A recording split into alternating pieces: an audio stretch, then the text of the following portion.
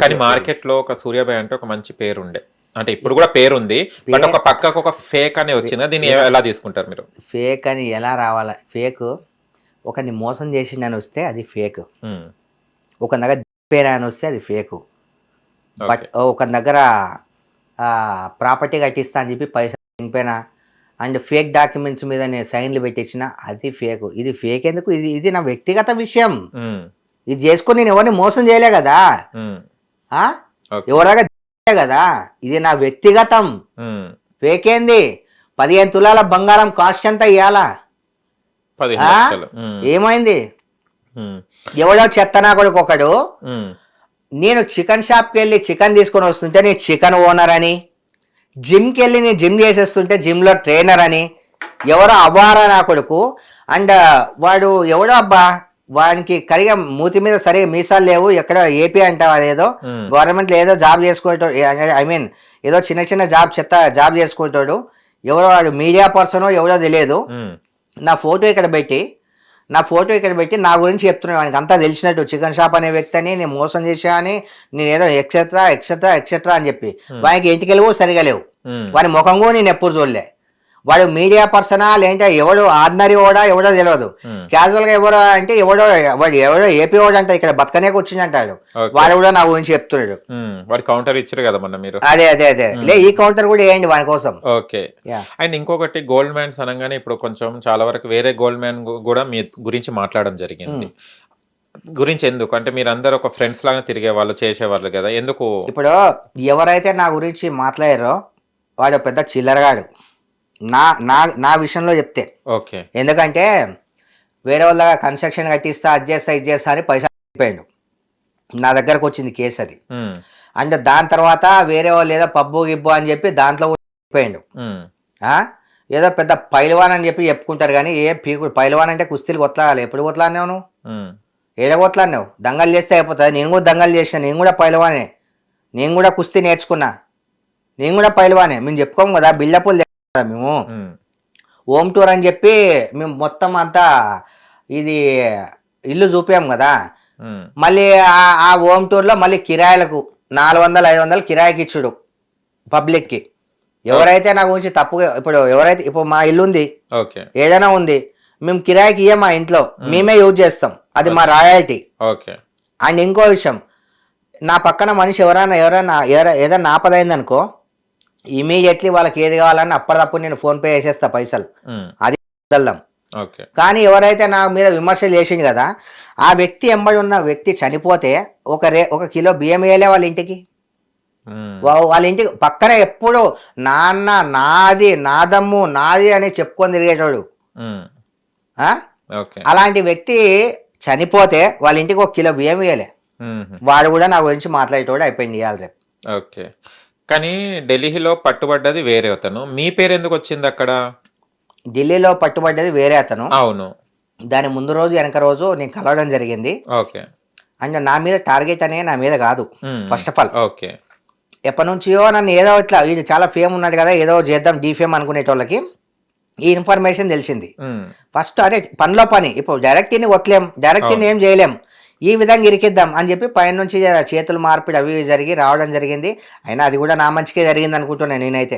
దీన్ని ఎలా తీసుకుంటారు మీరు మంచిగాని?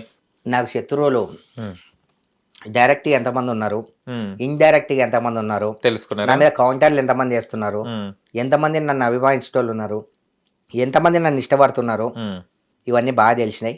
ఓకే. అంతే. అండ్ చాలా మంది అంటున్నారు కదా, అరే అతను గోల్డ్ వేసుకుంటే మీకేంది, గోల్డ్ వేసుకుంటే మీకెందుకు రాబోయే, ఆయన మీద ఆయన బతుకుతున్నాడు. సరే ఎంతసేపు ఆ గోల్డ్ మీద టాపిక్ చేస్తున్నాడు, కానీ నేను ఎంతోమందికి అన్నదానాలు చేస్తున్నా, ఎంతోమందికి నేను రేషన్ ఇస్తున్నా, లాక్డౌన్లో ఎంతోమందికి ఎంతో చేసిన, నా పక్కన ఉన్న వాళ్ళకి ఎంతో చేస్తా, మెడికల్ బిల్స్ కడతా, నాతో చేతనైంది నీ సోషల్ వర్క్ చేస్తా. మరి దాని గురించి ఎవరు మాట్లాడరా? మీరు అంత బంగారం వేసుకుంటున్నారు కదా, తీసుకొచ్చి పెట్టుర్రా మీ గొలుసులన్నీ పెడితే దాంట్లో నిజమైందా ఫేక్ ఏందో తెలుస్తుంది. ఇప్పుడు ఐటీ అధికారులు నా దగ్గరికి ఎట్లయితే వచ్చారో వాళ్ళకు కూడా అందరినీ చూడాలి, పాత వీడియోల్లో ఏమేమి గొలుసులు వేసుకున్నారో చూడాలి. ఆ గొలుసులన్నీ తీసుకొని రావాలని చెప్పి పెట్టి అప్పుడు పెడితే అప్పుడు అర్థమవుతుంది అవి రియలా ఫేకా అనేది. ఎవరైతే పెద్ద మనిషి అనేటోడు ఒకడు ఉన్నాడు కదా, నా గురించి ఎవరైతే మాట్లాడారన్నారు కదా, ఆ పర్సన్ వేరే వాళ్ళ దగ్గర అదే ఐ మీన్ ఒక షాప్ వాడు ఇట్లనే పరిచయం నాకు, ఆ షాప్లో తీసుకున్నానంట.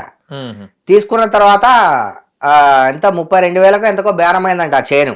ఓకే, లావు చైన్ అనేది. దానికి ఇంకా పైసలు కూడా పూర్తిగా గట్లే అంట. ఈ ముందే ఇక అన్ని వెళ్తాయి తీస్తే, అరే బాబు ఇది ఎంత ఉంది, దీంట్లో 15 తులాలు బంగారం ఉంది, మిమ్మల్ని నమ్మించాల్సిన అవసరం లేదు. ఇది ఎవరైతే చేసిరు కదా వానికి తెలుసు ఎక్కడ చేపించుకున్నారు దీన్ని కరిగిస్తే.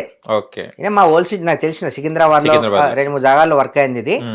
దీన్ని కరిగిస్తే బంగారం 15 తులాలు బయటకు వచ్చేస్తుంది దీని నుంచి. కానీ ఇంత కాస్ట్లీ గోల్డ్ రేట్స్ లో కూడా మీరు చేపించుకున్నారంటే చాలా రిచ్ కదా మీరు. పాత బంగారం ఉండింది కదా, ఓకే, అది దొరికినాయండి. ఎందుకు ఇంత ముందు బంగారం వేస్తుండే కదా, పాత బంగారం కరిగించి అది అన్ని తీసేసి దీంట్లో వేసుకున్నా. ఓకే, అది దాని నుంచి మనం రొటేట్ చేసుకున్నాం.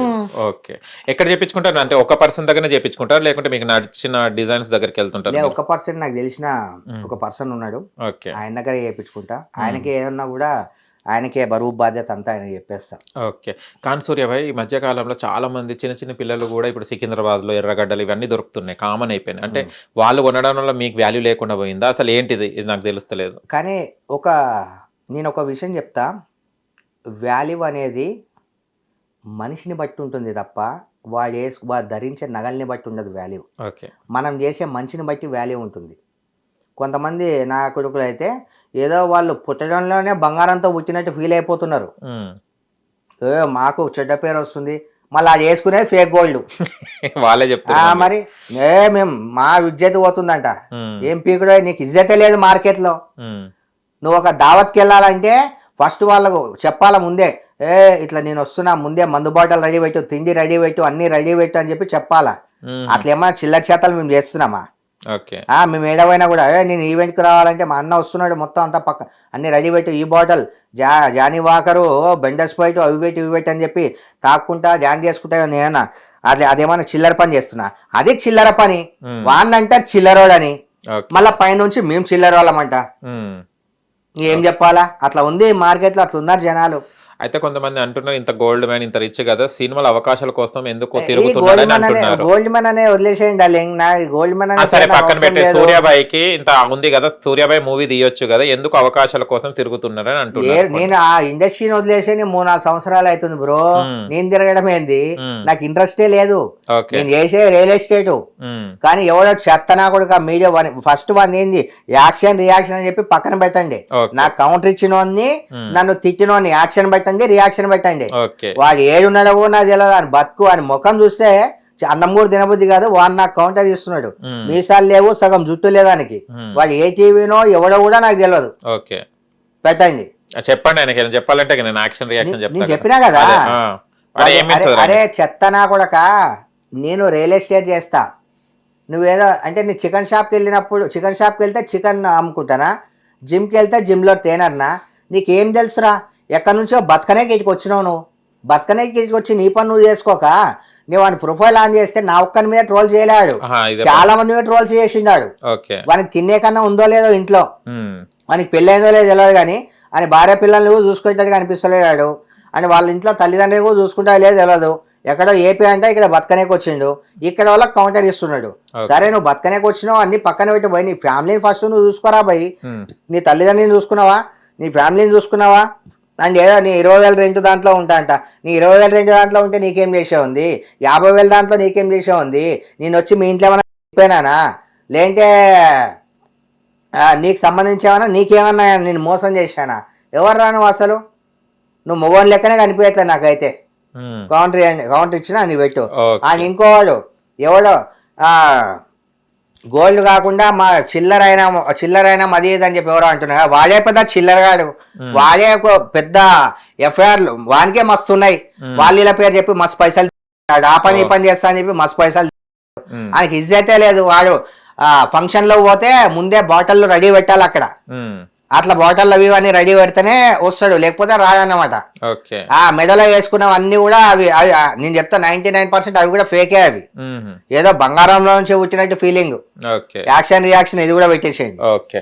హిట్ టీవీ యాప్ ఇందులో short news, live news, entertainment shows, movies, digital magazines తో పాటు మీ జిల్లా వార్తలను కూడా ఫ్రీగా చూడొచ్చు.